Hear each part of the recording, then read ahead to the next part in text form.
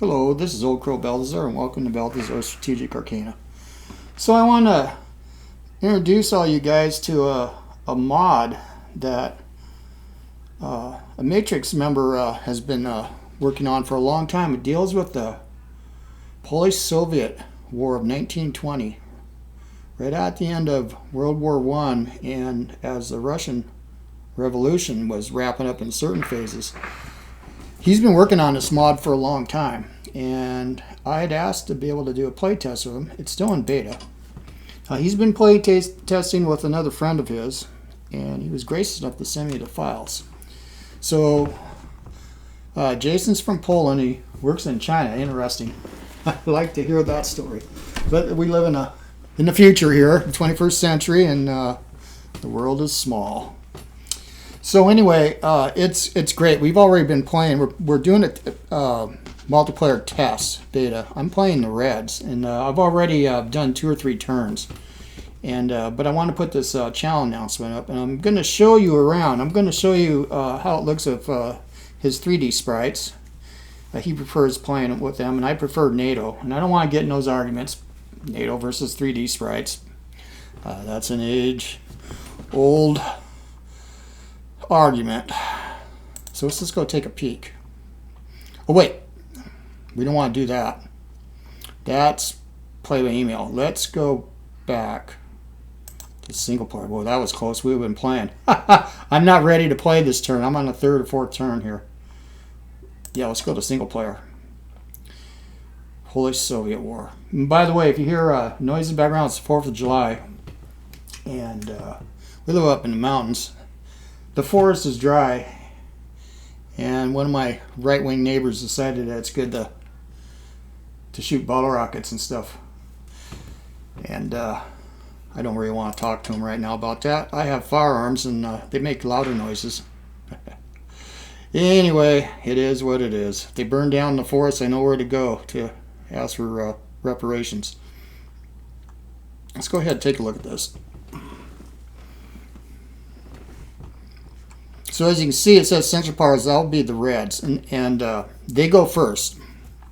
So then top will be, let's go take a peek. So you have the Poles, you have Romania, and you have England.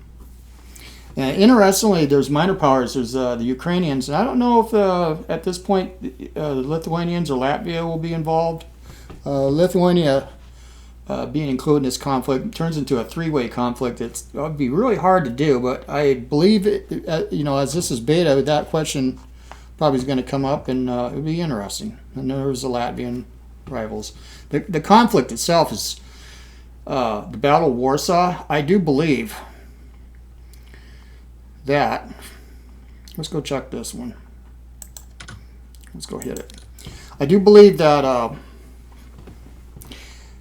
that battle is one of the top 5 historically important battles of maybe the last 500 years. So if anyone wants to, just Google Battle of Warsaw 1920 if you're unfamiliar with this conflict.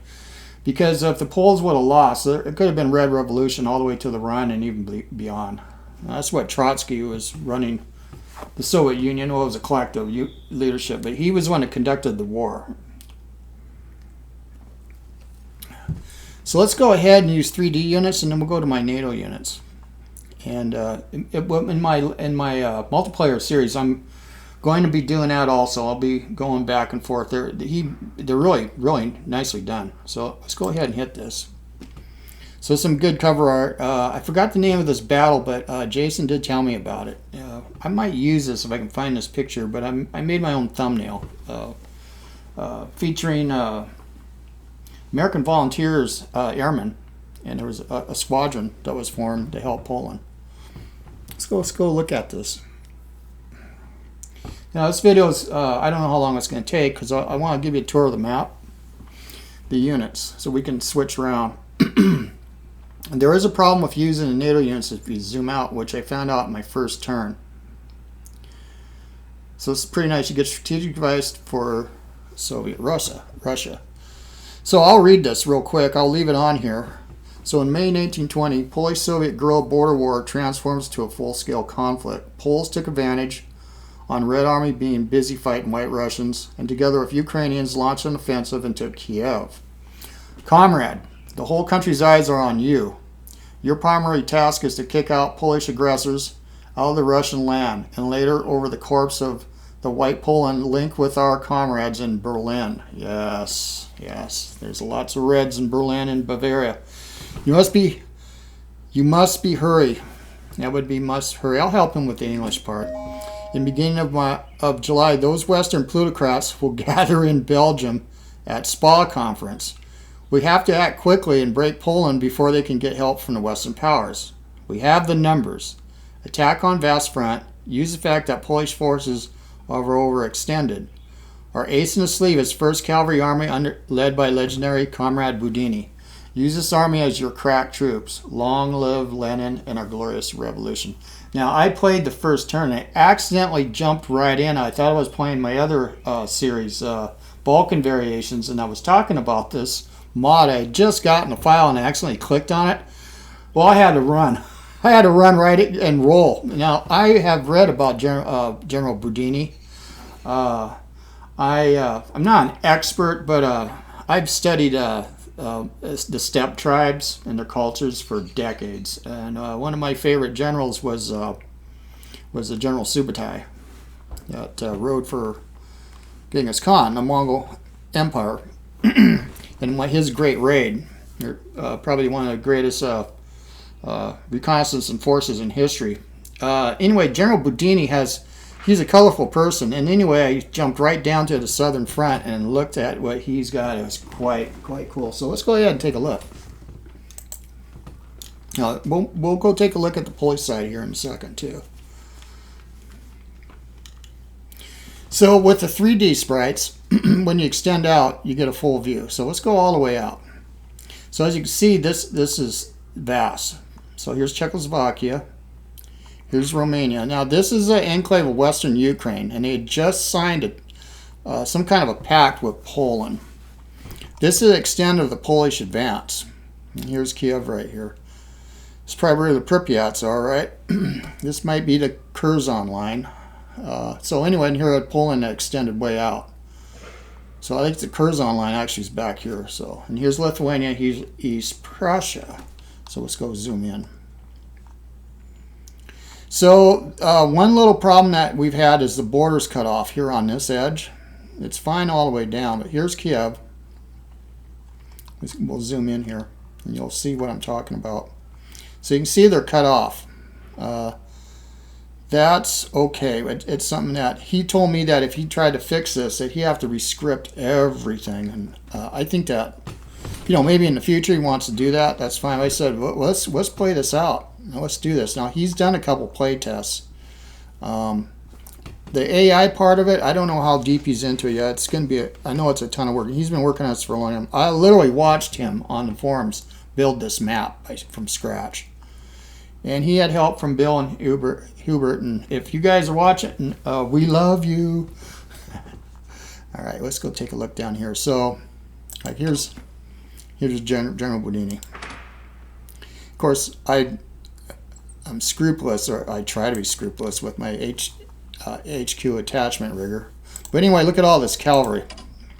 So you'll have regiments. Now, if you go, let's go to options here for us NATO lovers, and we'll come back to the 3D sprites. Now here, you hardly ever change these, so right.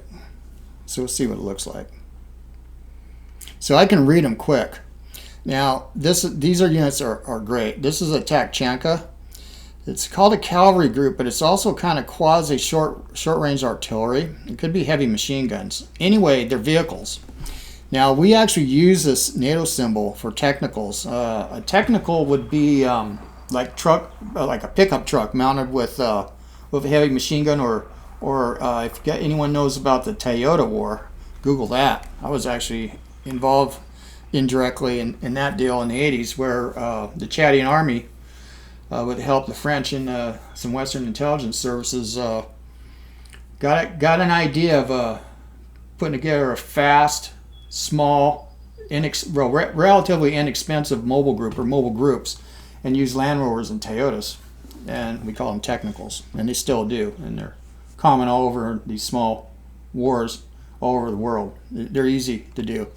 So anyway, so we have that. We have cavalry. Now these are these two X's would be a division, but I don't think you can use regiment NATO markers in the game engine. So these are regiments. He also has detachments, and let's see if I can find us. Let's go back. Oh, so this is one of the problems with the NATO. Let's go back. So when you zoom out, this is a problem. So when I did my first turn, I was going, no. But after conferring with Jazon, with Private Mail, he told me to go and use the sprites. He said I got to that part yet, so that's fine. So let's go back to what probably the majority of people are familiar with, and it's these.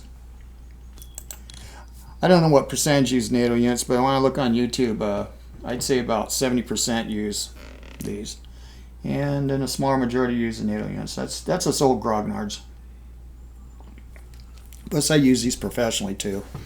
So here's your Tachanas. Now he told me that these are kind of weak. They get 2 attacks, which is awesome, but they're kind of fragile, and we can look at the properties later. Now here we go. Here's an armored train, Proletariat armored train. I mean, it's just wonderful. Here we have armored cars. Osab Naznachenia armored cars. So it's just brilliant.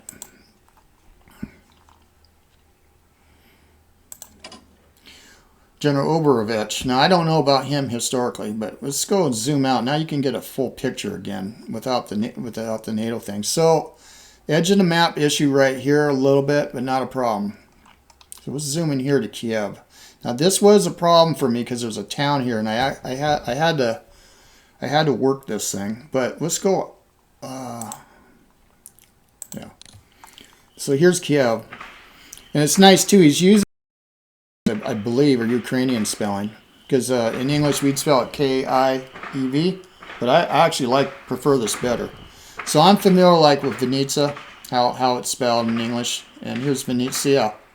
So it's different. It's authentic, and I know this terrain really well, and I've seen different spellings, and I do like this. I think it's great.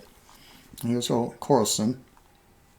Yeah. So anyway, for anyone knowing the East Front, you know about this. There should be Chernobyl up here, right? So you got this. So let's go back. Let's go out. So you can see here's the Pripyats, and now this map is just beautiful. It's supremely accurate. Instead of just having a big block of marshes, can't go in there. I mean, he really must have did some research here. So this is probably Pripyat right here. Let's go zoom in and see. There's Turov. There's Moser right here. Right. There's Pinsk. So if you continue, and there's the railway. That lonely stretch of railway. Oh, the Germans had a hell of a time. I mean, doesn't that look like partisan country to you? Anyway, let's go take a look at the frontage here. So it's pretty thin, and I'm just getting into it as the Reds, and it's pretty thin, but it's strategic. So you got heavily defended areas, and then you got these wide open areas, supposedly. So now here's the main thrust here.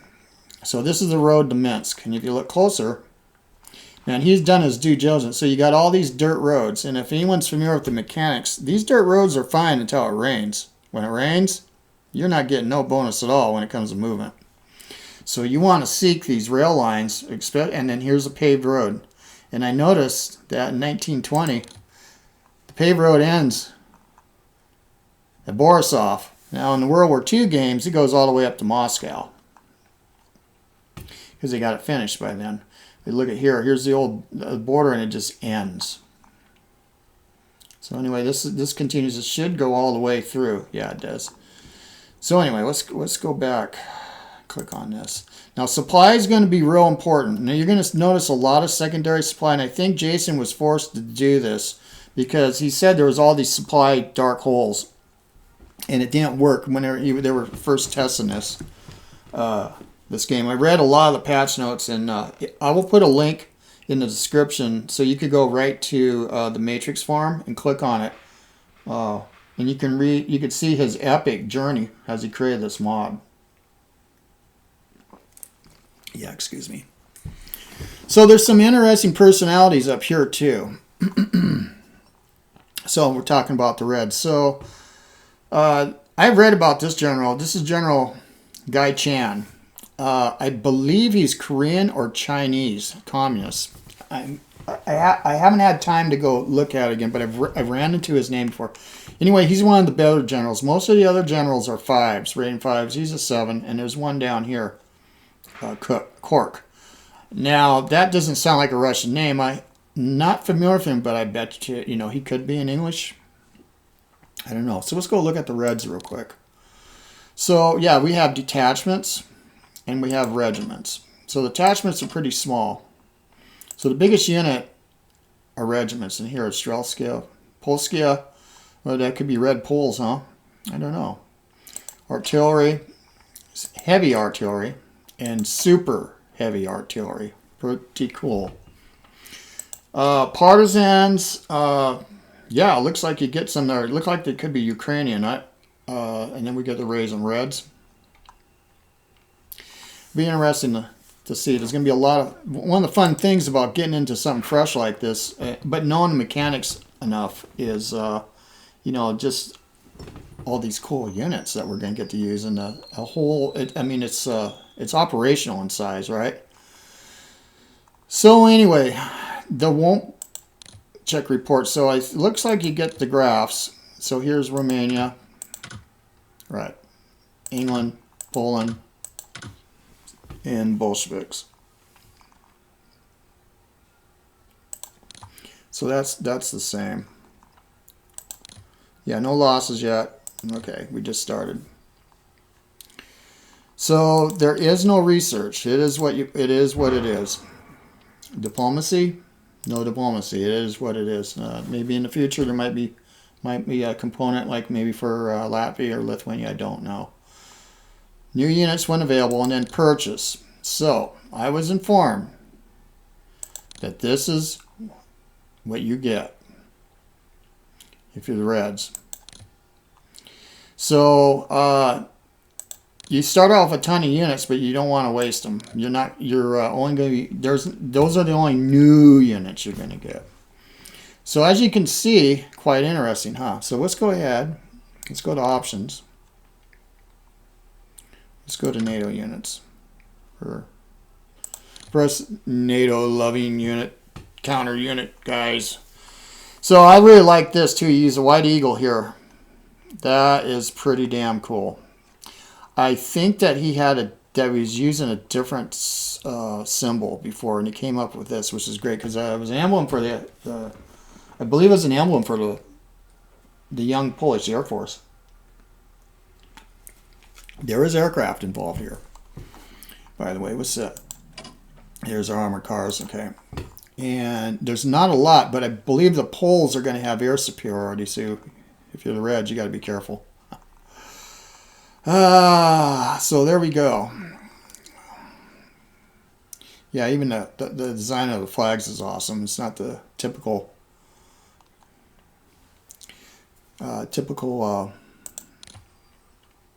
hammer and sickle. It's actually the emblem. Okay, let's do this. So let's go to options, which we did get to change, and let's go look at the poles.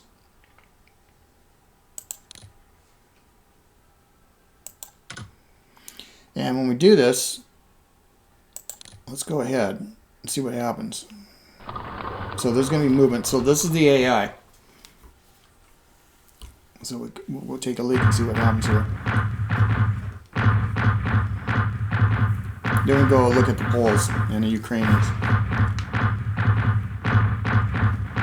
Now I went into this blind on my first turn. Like I said, it was an accident, a misclick, and all of a sudden I'm playing this and I was recording. And it was play by mail, so I can't get out. So I had no idea what I was facing with the Poles at all. But I used General Boudin. You'll see it, because I'll be putting those up. I mean, it's just great. I mean, he's got the terrain down over here in the west. Hilly. And you do get defense bonuses if you're on hills, you know. Some people don't pay attention to that stuff, I think.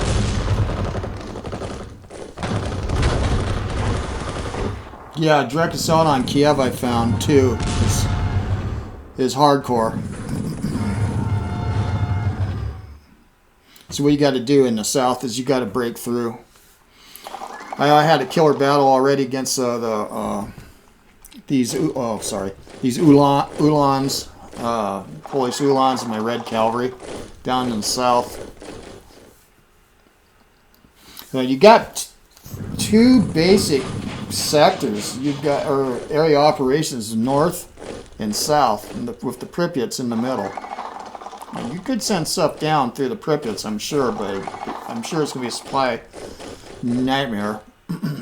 But you don't want to leave behind that on your flanks. So it's interesting. So you've got two flanks that are covered, the Romanian border and then the Latvian and Lithuanian border and East Prussia. So it kind of funnels. The fronts will get shorter. Yeah, big breakthrough there. That's what I did too. When I moved it, I was very careful. And then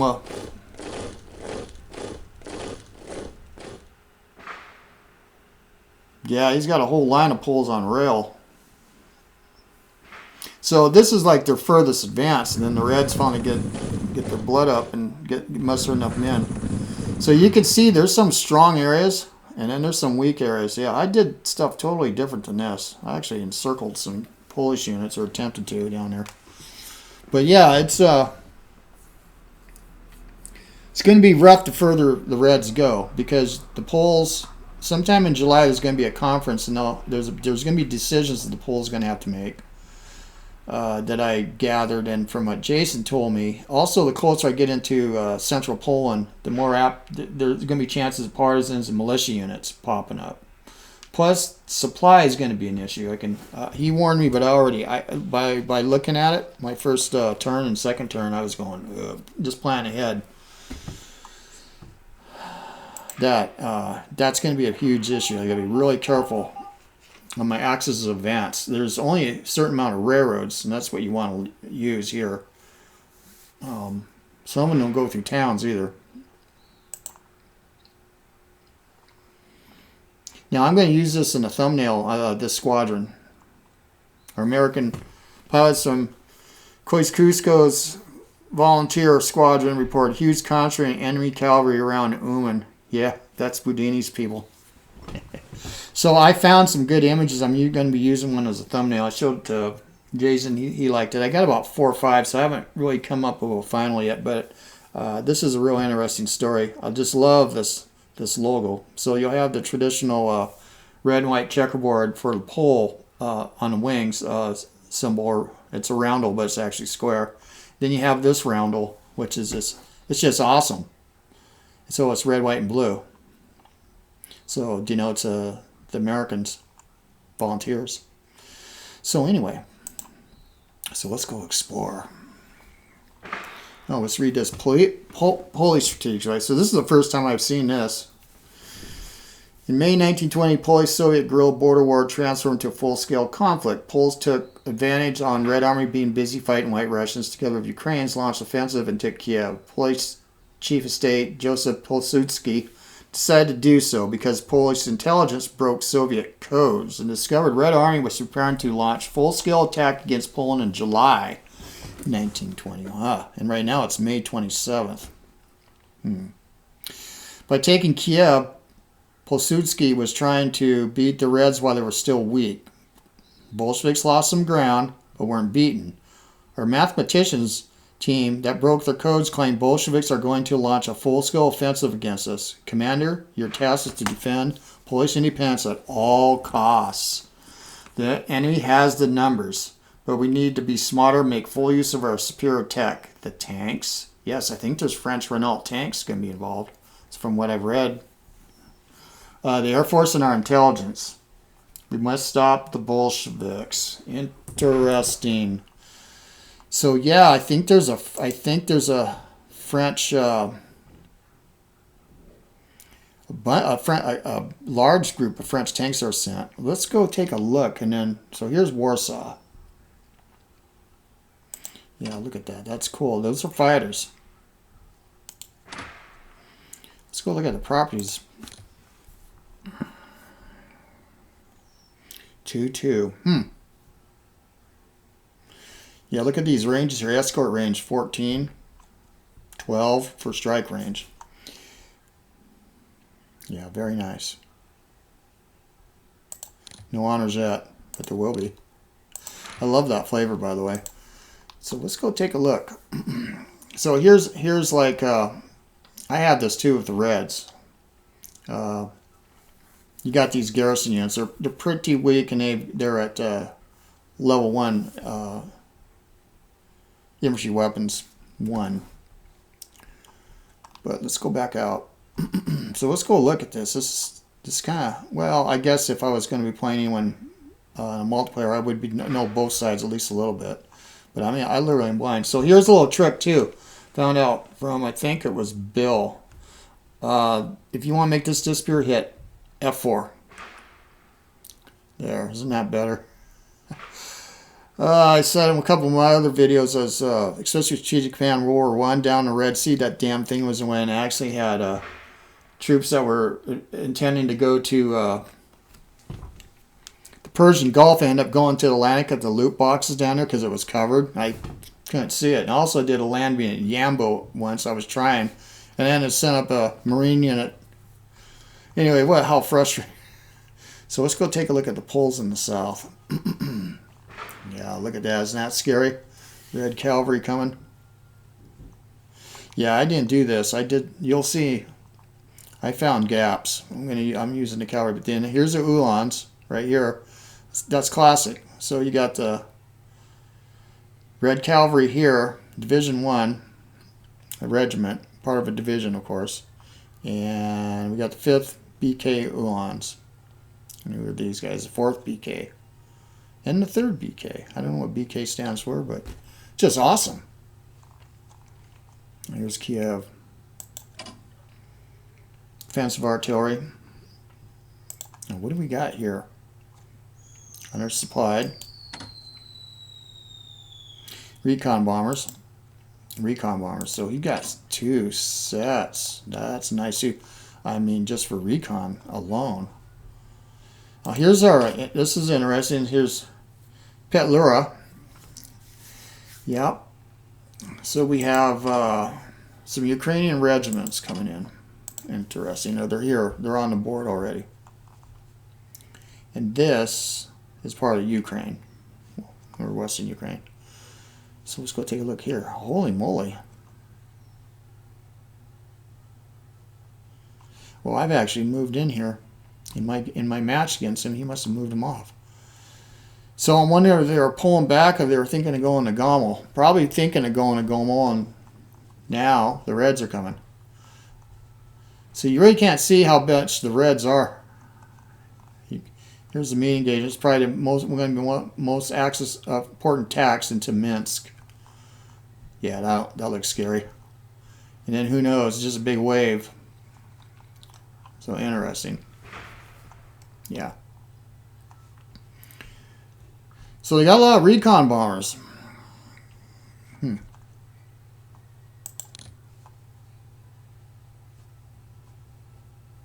go take a look at them. NATO. Yep. So let's go take a look at purchases here for Poland production. Now the Reds don't make a lot of money. I don't know how much money they make a turn. Look at that. So there are more Ukrainians coming in, but that's about it. How about here? Yeah, I don't know what the story is of Romania. That'll be interesting to find out. So anyway, that's it. So I think, yeah. Let's get out. Put 3D mics or units back in. So anyway, I want to make a series announcement. Didn't want to make this too long and sprawling, but this is what we're looking at. And this looks great. And I know when you design a mod, there's a lot of work. And when you start scripting for an AI, oh man, I mean, you could probably spend a couple years easy. And you know, and if you're doing that as a hobby and you got a day job. But I know Jazon got some help from our beloved developers at Fury Software. So, and I'm telling you, I played games for 4 or 5 decades, and I actually owned the older version of this war, White Eagle, Red Bear, I think it was called, White Star, Red Star. And there's a GMT board game too. But yeah, I've longed to try this. And when I saw him working on this, I very early on said, when you get to a certain point, please let me try to play test this with you or with somebody. So it is beta, and I don't know when it's going to be. You know, he's going to be willing to make it full public. He did put it in the forums, though, if anyone is curious to give it a whirl. So you can contact him in forums. So like I said, I'll put it on. I'll add a link to the forums, so you don't have to go search for it, and go right there, and then you can on the last page. Well, you can contact Jazon through there or ask on the forum itself. So there you are. This is Old Crow Balthazar, and hope you enjoyed that little walkthrough. And yeah, I'll see you on the virtual battlefields. We've already started pulling turns. I think I'd like to do about a week out, but I know I really want Jazon and to see this, and we might run into some bugs, or there might be something that I don't know if it's a bug or not. And by having recordings, it's going to make it a lot easier than just a plain old screenshot. And you know, and a description by having a snippet of a recording, because it could be a keystroke, it could be just moving on a certain hex can make some kind of weird behavior happen. You know, sometimes it's not very evident. Holy moly, they're really getting wild over there. Do I go break out my rocket launcher? No, that would really burn the forest down. I guess we'll keep it locked up in the basement. Anyway, that's it. So this is Old Crow Balthazar, and thanks for watching. And if you like this, give me a thumbs up or comments. I sure would dig on comments, especially on this. So would Jazon, because he was going to be able to watch this. I'm going to be making this public, and I think about five days to a week out, first turn will be public on YouTube. So anyway, there you go, and happy 4th of July to all you U.S. citizens, and to everybody else. Have a good evening. I'm gone.